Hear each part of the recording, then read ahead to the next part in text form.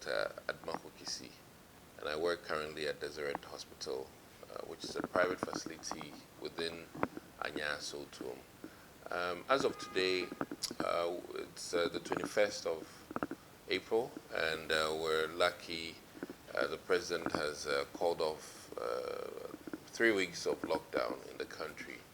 But at the end of the day, I think one thing keeps on ringing a bell, which is that health first. And beyond health first is the need to have a better understanding of coronavirus and its impact on our lives, its impact on our community, its impact on our psychological well-being, and then more also on the socio-economic aspect of it. But I'll dwell primarily on the health aspect.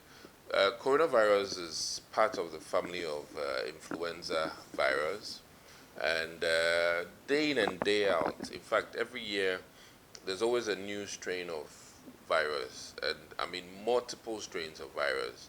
As we can see, several spinal meningitis is also worrying parts of the country, and that is also as a result of infection. And as we all know, every year new strains do appear in our country and also across the world. Now, what is peculiar about coronavirus 19, which is COVID 19, which was identified as of last year, is that it's the transmission or the spread is quite rapid compared to other viral infection. And that is what has made this a lot more scary. And more importantly too is the fact that it causes damage to the body also rapidly compared to other viruses. But as we all are aware, we had other ones come through and go, which was the H1N1. We had also SARS, and currently the whole world is battling largely with COVID-19.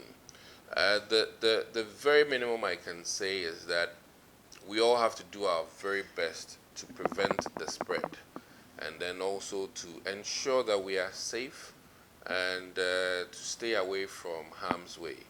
And ultimately still remains our best defense is to stay at home if we don't have anything pressing to do.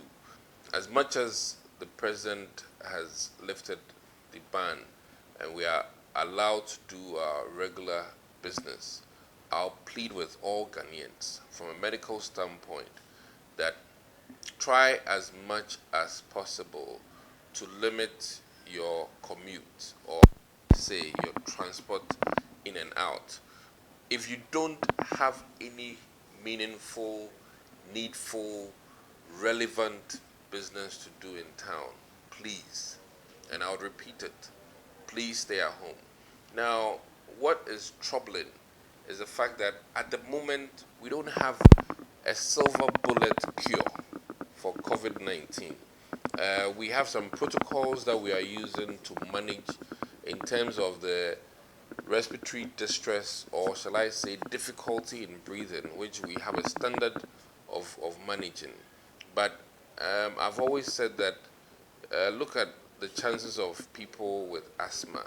When they go into distress, they may not survive. Sometimes they do survive.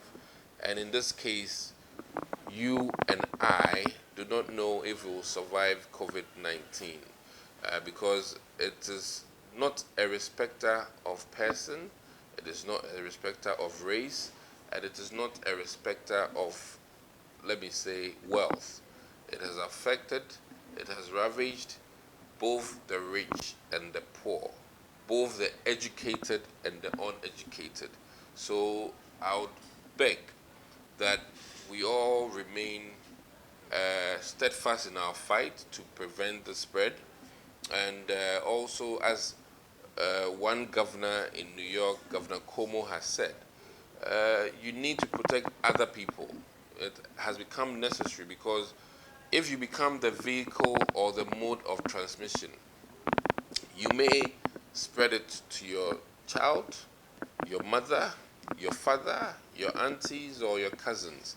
And that is where we have a concern. Maybe you will survive, but they may not survive. I saw a picture of a 3-year-old with this condition, and I was not happy at all. And I would beg all of us, let us be very careful out there. How do we become careful? We need to put on our mask for the face and nose. We need to wash our hands as often as possible. And then we have also the alcohol-based hand sanitizer, which is also being used. And as much as possible, let's avoid touching our face, our nose, our eyes, and that can also help us in reduction of virus spread. And if you are having any issues with cough and sneezing, we beg you, protect other people, put on your nose mask so that you do not affect or infect others around you. And I think through those means of covering up and limiting our movement, we all as Ghanaians can help limit the spread. Our health facilities are already overwhelmed. We know before this, we had this no-bed syndrome in our country. And before this, our infrastructure was somewhat limited. Our personnel strength somewhat limited. And in that regard, I'll plead with you out there watching. Do your best. Stay at home. Go out only when needful. Go out only when very, very necessary. We are thankful we have communication available through phones. If the transaction can be done by phone, please do it. So